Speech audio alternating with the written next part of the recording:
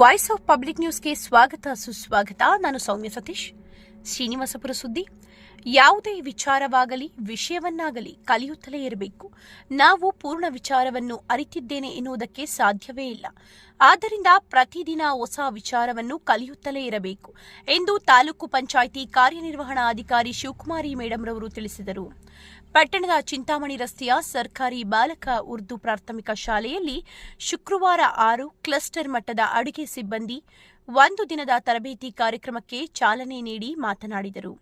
ಅಡುಗೆ ಮಾಡುವ ಸ್ಥಳವು ಸ್ವಚ್ಛವಾಗಿರಬೇಕು, ತಿನ್ನುವಂತಹ ಆಹಾರವು ಸ್ವಚ್ಛವಾಗಿರಬೇಕು. ಆಗ ಆರೋಗ್ಯದಿಂದ ಇರಲು ಸಾಧ್ಯವಾಗುತ್ತದೆ. ನಾವು ಸ್ವಚ್ಛವಾದ ಪೌಷ್ಟಿಕ ಆಹಾರ ತಿನ್ನುವುದರಿಂದ ದೇಹ ಪುಷ್ಟಿಯಾಗಿರಲು ಸಾಧ್ಯವಾಗುತ್ತದೆ. ಒಳ್ಳೆಯ ತರಕಾರಿ, ಬೆಳೆಯನ್ನು ಸ್ವಚ್ಛ ಮಾಡಿ ಉಪಯೋಗಿಸಬೇಕು ಎಂದು ಅಡುಗೆ ಸಿಬ್ಬಂದಿಗೆ ಸಲಹೆ ನೀಡಿದರು. ಅಕ್ಷರ ದಾಸೋಹ ನಿರ್ದೇಶಕಿ ಸುಲೋಚನಾ ಮಾತನಾಡಿ, ನಾವು ಮಾಡುವಂತಹ ಪದ್ಧತಿಗಳು ಬದಲಾವಣೆಯಾಗುತ್ತದೆ.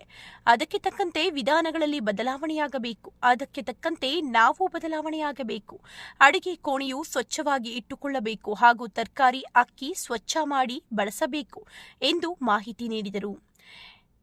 2103ರಲ್ಲಿ ಹಾಲು ವಿದ್ಯಾರ್ಥಿಗಳಿಗೆ ನೀಡಲು ಪ್ರಾರಂಭವಾಗಿ ನಂತರ ದಿನಗಳಲ್ಲಿ ಮೊಟ್ಟೆ, ಮಾಲ್ಟನ್ನು ಸಹ ನೀಡುತ್ತಿದ್ದು, ಪೌಷ್ಟಿಕ ಆಹಾರವನ್ನು ನೀಡುತ್ತಿದ್ದು, ವಾರದ 7 ದಿನಗಳು ಸಹ ಮೊಟ್ಟೆ ನೀಡಬೇಕು ಎಂದರು. ಶ್ರೀನಿವಾಸಪುರ ಪಟ್ಟಣ, ದಳಸನೂರು, ಮಾಸ್ತೇನಹಳ್ಳಿ, ಚಲ್ದಿಗಾನಹಳ್ಳಿ, ಜೆ ತಿಮ್ಮಸಂದ್ರ, ನಂಬಿಹಳ್ಳಿ ಕ್ಲಸ್ಟರ್ಗಳಿಗೆ ಸಂಬಂಧಿಸಿದ ಅಡುಗೆ ಸಿಬ್ಬಂದಿಗೆ ತರಬೇತಿ ನೀಡಲಾಯಿತು.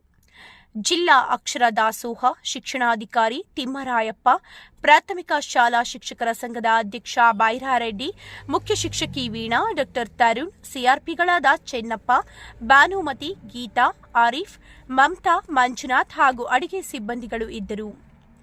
1 ಎಸ್ವಿಪುರ್ 3 ಪಟ್ಟಣದ ಚಿಂತಾಮಣಿ ರಸ್ತೆಯ ಸರ್ಕಾರಿ ಬಾಲಕ ಉರ್ದು ಪ್ರಾಥಮಿಕ ಶಾಲೆಯಲ್ಲಿ 6 ಕ್ಲಸ್ಟರ್ ಮಟ್ಟದ ಅಡುಗೆ ಸಿಬ್ಬಂದಿ 1 ದಿನದ ತರಬೇತಿ ಕಾರ್ಯಕ್ರಮಕ್ಕೆ ಶಿವಕುಮಾರಿ, ಬೈರಾರೆಡ್ಡಿ, ಸುಲೋಚನಾ ಚಾಲನೆ ನೀಡಿದರು. ಈ ವರ್ಷ ನಡೆಯುತ್ತೆ ನಮ್ಮಲ್ಲಿ.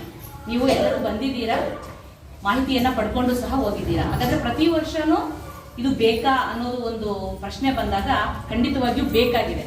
ಯಾಕೆ ಅಂದ್ರೆ ಯಾವಾಗ್ಲೂ ಸಹ ಒಂದೇ ತರ ಇರಲ್ಲ. ನಮ್ಮ ಪದ್ಧತಿಗಳು ಬದಲಾಗ್ತಾ ಇರ್ತವೆ, ನಾವು ಮಾಡುವಂತಹ ಅಡಿಗೆ ವಿಧಾನಗಳು ಬದಲಾಗ್ತಾ ಇರ್ತವೆ. ನಮಗೆ ಇಲಾಖೆ ಅಥವಾ ನಮ್ಮ ಯೋಜನೆ ಅಡಿಯಲ್ಲಿ ಬರುವಂತಹ ಕೆಲವು ನಿಯಮಗಳು ಬದಲಾವಣೆ ಆಗ್ತಾ ಇರ್ತವೆ. ಹೀಗಾಗಿ ಈ ಎಲ್ಲ ಬದಲಾವಣೆಗಳೊಂದಿಗೆ ನಾವು ಸಹ ಬದಲಾಗಬೇಕಾಗ್ತದೆ. ಆ ಬದಲಾವಣೆಗಳನ್ನ ಹೇಗೆ ಮಾಡ್ಕೋಬೇಕು, ಯಾವ ರೀತಿ ನಾವು ಅಡಿಗೆಯನ್ನ ಶುಚಿಯಾಗಿ ಮತ್ತೆ ರುಚಿಯಾಗಿ ಯಾವ ರೀತಿ ನಾವು ತಯಾರು ಮಾಡಬೇಕು ಅನ್ನೋದನ್ನ ಪ್ರಮುಖವಾಗಿ ಇಲ್ಲಿ ತಿಳ್ಕೊಂಡು ಹೋಗೋಣ. ಯೋಜನೆ ಮಧ್ಯಾಹ್ನ ಉಪಹಾರ ಯೋಜನೆ ಅಂತ ಪ್ರಾರಂಭ ಆಯಿತು. 2ರ ಸಹಕಾರ ಯೋಜಿತವಾಗಿ ಇದು ನಡೀತಾ ಇರುವಂತಹ ಒಂದು ಕಾರ್ಯಕ್ರಮ ಆದ್ದರಿಂದ ಆ ಹೆಸರನ್ನ ಬದಲಾವಣೆ ಮಾಡಿದ್ದಾರೆ. ಬರೀ ಊಟ ಅಷ್ಟೇ ಕೊಡ್ತಾ ಇಲ್ಲ ನಮ್ಮಲ್ಲಿ. ಊಟದ ಜೊತೆಗೆ ಹಾಲು ಪ್ರಾರಂಭ ಆಯ್ತು. 2013ರಿಂದ ಪ್ರಾರಂಭ ಆಯ್ತು. ಮೊದಲು ಪ್ರಾಥಮಿಕ ಶಾಲೆಗಾಯ್ತು, ಆಮೇಲೆ ಪ್ರೌಢಶಾಲೆಗೂ ಸಹ ಅದು ಮುಂದುವರಿಯಿತು. ಅದಾದ ನಂತರ ಹಾಲಾದ್ಮೇಲೆ ಮೊಟ್ಟೆ ಪ್ರಾರಂಭ ಆಯ್ತು.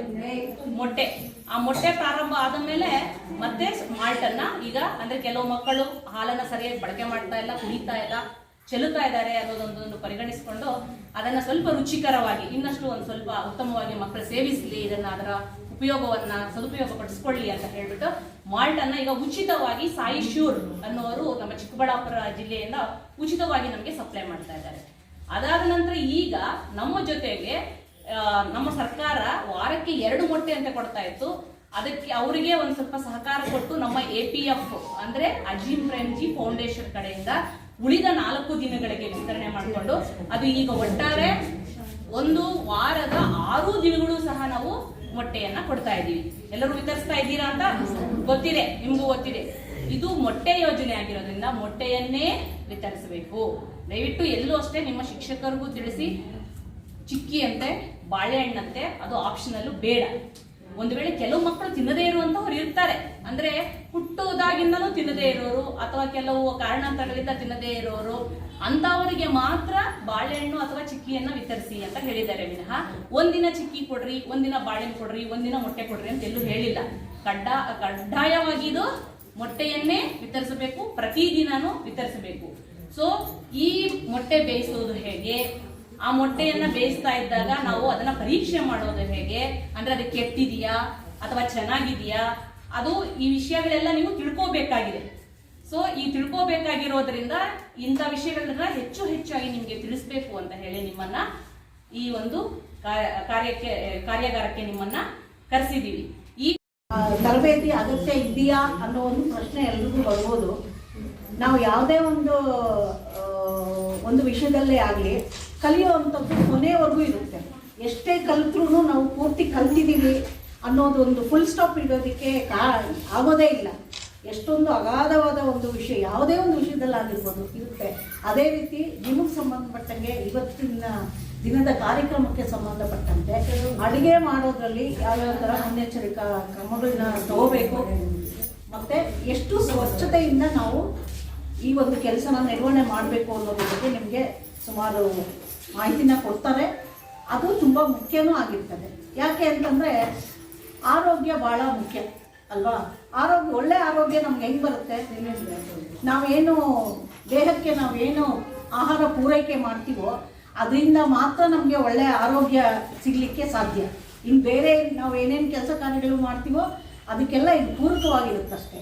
ನಾವು ಎಷ್ಟು ಒಳ್ಳೆ ಆರೋಗ್ಯ ಇಟ್ಕೊತೀವೋ ಅದೇ ರೀತಿ ನಾವು ಮಾಡೋ ಅಂಥ ಎಲ್ಲ ಕಾರ್ಯಗಳನ್ನು ಆರೋಗ್ಯಯುತವಾಗಿ ಇರ್ತವೆ.